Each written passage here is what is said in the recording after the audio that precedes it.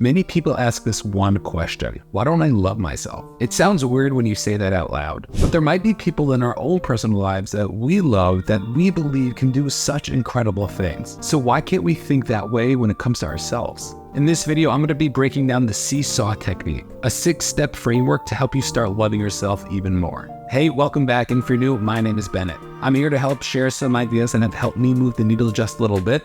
I hope you find it beneficial. Throughout my personal development journey, there have been so many ideas and tips and tricks that people have been throwing out there in order to help me build my own confidence and my own self-love. So I put together some of my top ideas and really formulated the seesaw technique to help put it in a system so I know that I can work on myself to help me step into who I really want to become. At each step, I'm going to break down why I use this specific step, as well as something practical that we can start to take away to start implementing in our own personal lives. The first step is going to be clarity. See, many people talk down about themselves, but they don't even know what's really going on. They think about all the things that are going negatively in their world, but they don't think about all the other aspects. And we're not here to judge, and if you're going through that, you're not alone. For so many people, they have one or two things that are just not working out in their own personal lives, and it's really taking over everything. And what we have to start to do is we have to start to be honest with ourselves, and we have to get clarity in terms of what is really not working and be realistic about it. We're not sugarcoating it, but what is actually going well in our lives. If we want to be able to work on ourselves and to start loving ourselves more, we have to be honest and we have to know what is really going on. Getting clarity could be so key, because if we want to end up going somewhere, we have to know where we're starting in order to know the roadmap to get there. And for so many people, they're so focused on the negativity and all the things that are going wrong in their life that they can't ever get onto the road because they don't even know which road they're on. Another reason why clarity is so important is because we need to be realistic with what is happening in our own personal lives. Maybe the thing you're going through is actually even worse than you thought. And if we can start to get that clarity of what's happening, then we have the ability to start building up our foundation. When a contractor is going to fix a house, the first thing he has to do is just to see what the bones are like. We have to understand what's happening in our own lives and be realistic. If something's not going so great, then acknowledge that it's not going so great. And if something is going better than we think it is, we have to allow that to flow in also. And this is one of the underlying themes of clarity. It's really self-acceptance. For so many of us, we're in such denial and we are so upset about what is going on in our own personal lives that we can't move ourselves forward. If we could start to recognize that we have this ability to accept where we are, that's going to be the thing that's going to give us the strength and the power to be able to move forward. So practically, what are we supposed to do? I want you to make a list of different categories in your life. It could be professionally, it could be personally, it could be your health, it could be your relationships. Think about all the different categories in your own personal life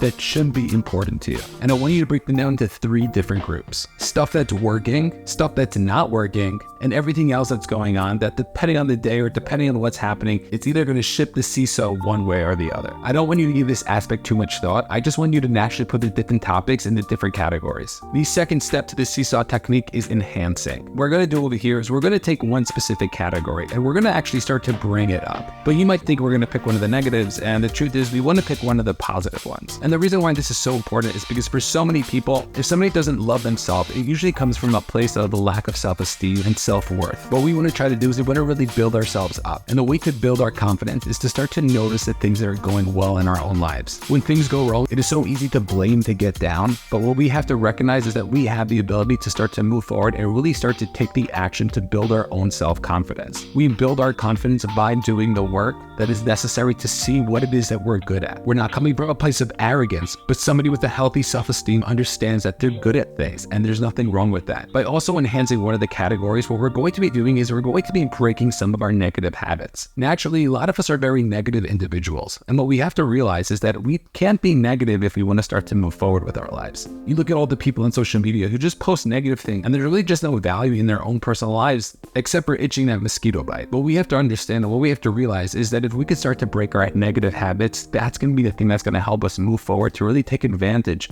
of what it is that we want to be doing. And then on the opposite side of that, what we really want to try to do is we want to be able to change our mindset. We want to be able to work on ourselves to become somebody different. Up until this point, things haven't been working out for us. And if we're upset and we're frustrated, then we have to change. We have to do things differently, think differently to allow ourselves to become somebody different. And if we could start to build that up inside of us, then the actions are going to be able to speak louder than anything else. So practically, think about one of the categories that you're good at. And I want you to start recognizing what are 3 good things about yourself in that specific category. And if we could start to do that for a couple of days, what ends up happening is we allow ourselves to become somebody better which will only be able to help us become the person that we want to become. What we want to try to do is really start to overflow the goodness in one area of our life that we feel good about ourselves and have it poured to the rest of our lives. This one category is going to be our anchor. And when we start to get into that negative thought, we're going to go to the place where, you know what, things are actually going pretty well in this other area of our life. The next item on our to-do list is to strategize. Goal setting is so important to so many facets of our life. And if we can start to set ourselves up for success, that's going to be the thing that's going to allow us to move forward. If we have the ability to set ourselves up properly, then when the time comes, we're going to be able to take that action. For so many people, they just don't know where to begin. And because of that, they end up procrastinating and not doing anything with their lives. So let's start to set our goals up in a way that we could become more successful. It's not about getting it perfect right away, but it's about the progress along the way. How many of us haven't taken action because the setting wasn't necessarily the best setting possible? But what we have to realize is that if we want to really start to love ourselves, let's play the long game. Because if you're somebody for the last 5-10 years haven't been liking themselves, if it would have taken you a year, 10 years ago to enjoy your presence better, would you have done it? And the answer is of course. So let's start to set ourselves up to make things happen a lot quicker. Let's not jump the gun, but understand that if we could set ourselves up, that's going to be the thing that's going to help us move forward. So practically what we're going to try to do is we're going to break down that middle category and we're going to see which things, even though they sway either way on the scale, are we more drawn for that thing to actually go well in our lives. And slowly but surely, we want to be able to tackle that one idea and start to focus on the things that are working out for us as well. The next tip is discovery. See, this is where we're going to need a little bit more patience, but to understand that the real work is going to happen here. If we can start to understand ourselves so much better, that's going to be the thing that's going to allow us to see that success that we're looking for. I want you to try to sit with yourself with no distractions. No phone, no computer, maybe not even listening to anything, and just to see how you do. How do you sit? Do you need to be distracted? Do you need to be fidgeting and holding something in your hand? And what we want to try to realize is that who are we in the inside? For so many people, we're being influenced 24/7 by other people to live their lives. And what we have to try to do is we have to start to live our own lives. And if we can start to recognize that, that's going to be a thing that could start to change so much. We have to start to acknowledge the things that we're going to appreciate about ourselves and to recognize that there's so much more in there than we might think there is. And a cool way to do that is to think about somebody who does believe in you, somebody who does love you,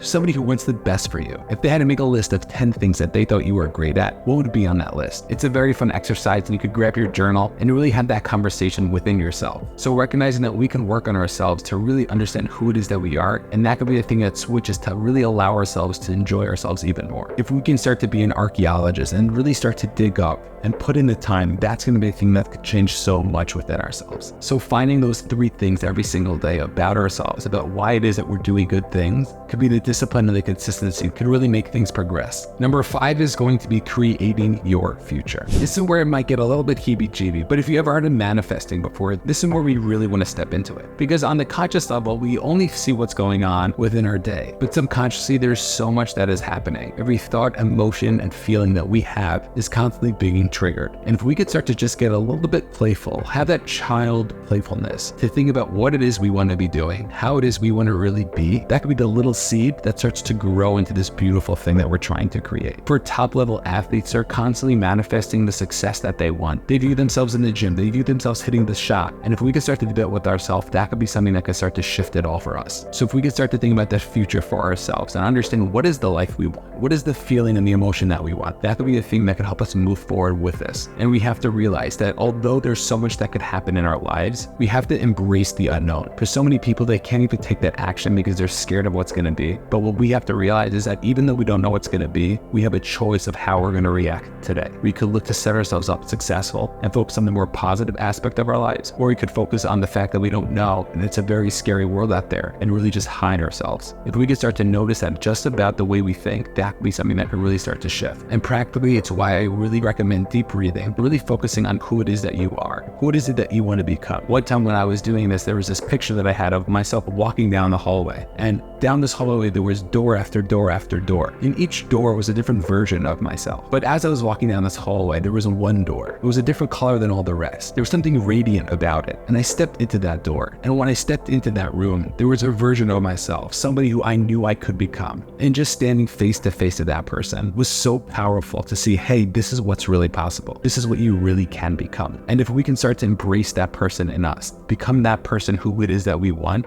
We're going to be able to take the action that we're scared of. We're going to be able to embrace failure and look at it as feedback to move forward. It is so important for us to focus on the positives because naturally we're all going to be focusing on the negative. So you're already really manifesting. We're just switching it on its head, focus on the positive side of it. And the last but not least is going to be enhancing again. So that means we're going to go to one of the middle categories again, and we're going to start to work on ourselves in that area. And slowly but surely, we're going to go through all the different aspects of our life. And the more light we bring into our lives, the more the darkness is going to go away. So even if you have something that's really not working, the fact that everything else in your life is going to be shining on that, it might be tough, but the closer you get to it, the less scary it's going to become. And you're going to start to see yourself really appreciating yourself. Your self-esteem rising, your love for yourself is going to rise, and you're going to really start to become the person that you want to become. And for so many people, just committing could be the hardest part. Committing to work on yourself, committing to become the best version of yourself. So if that's something that resonates with you, make sure to take a look at this next video where we talk about why you're not really committing.